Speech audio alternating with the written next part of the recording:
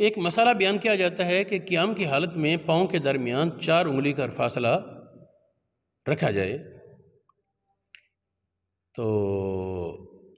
یہ کسی حدیث میں ثابت نہیں، یہ کسی حدیث میں یا آیت میں ثابت نہیں،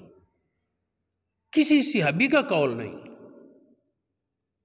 کسی تابعی یا تبع تابعی کا قول نہیں، ائمہ مجتہدین میں سے کسی کا قول نہیں۔ پھر اس کو اس طرح یہ ایک نماز کا حصہ اور اہم بنا لینا جس طرح جو رسول اللہ سے ثابت ہے، یہ تو پھر غلو کی بات ہوگی نا۔ ہاں یہ ضرور ہے، بعض علماء نے کہا یہ فلاں عالم کو دیکھا گیا وہ اس طرح نماز پڑھتے تھے، پاؤں کے درمیان 4 انگلی کا فاصلہ، یہ اچھا لگتا ہے، یہ بہتر ہے۔ اصل ضرورت اس بحث کی یہ ہے،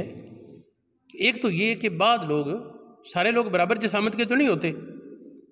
بعض ہلکے پھلکے جسم کے مالک، بعض بھاری بھرکم، ظاہر ہے ہلکے پھلکے جسم والا اس کو 4 انگلی پاؤں کے درمیان فاصلہ رکھنا کوئی مشکل نہیں، لیکن ایک بھاری بھرکم آدمی اس کے لیے 4 انگلی فاصلہ رکھ کر کھڑے ہونا وہ تو ایک طرف بڑی مشقت کا سبب ہوگا۔ اور اسلام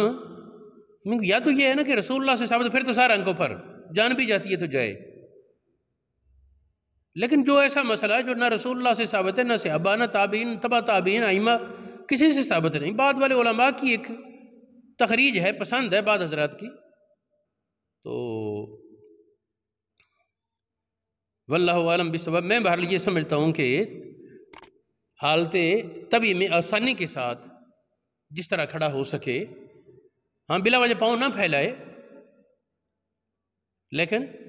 وہ سمیٹنے میں بھی اس طریقے سے مشقت میں پڑنے کی ضرورت نہیں،